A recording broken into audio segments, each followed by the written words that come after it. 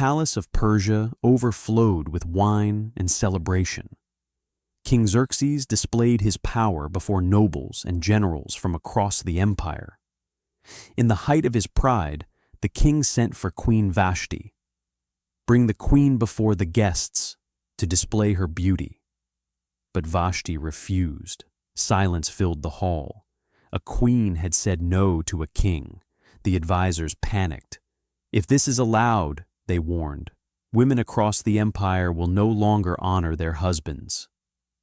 And with one royal decree, Vashti was stripped of her crown and sent away. The throne stood empty, but heaven had already made room. Far from the palace lived a young Jewish girl, an orphan. Her name was Esther. She had no influence, no protection, no future by human standards.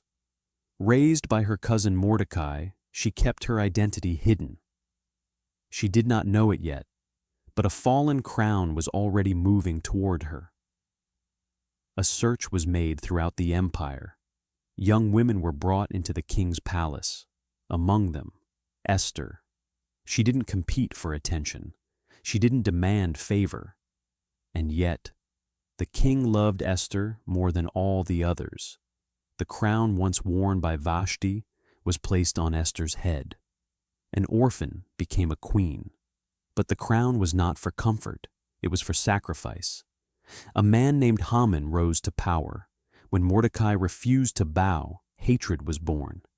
Haman didn't want revenge. He wanted annihilation. A decree was signed.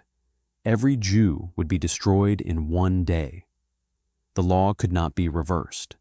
Esther was safe in the palace, but her people were marked for death. Then Mordecai sent her a message. Mordecai's words shook her soul. "Do not think you will escape because you are queen." Then the call. "Who knows if you have come to the kingdom for such a time as this?" To approach the king uninvited meant death. Esther chose courage. "Fast for me, and if I perish, I perish." Faith rose where fear once lived.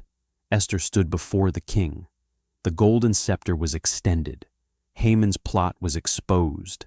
The gallows meant for Mordecai became Haman's end. The Jews were saved. And history remembered this truth.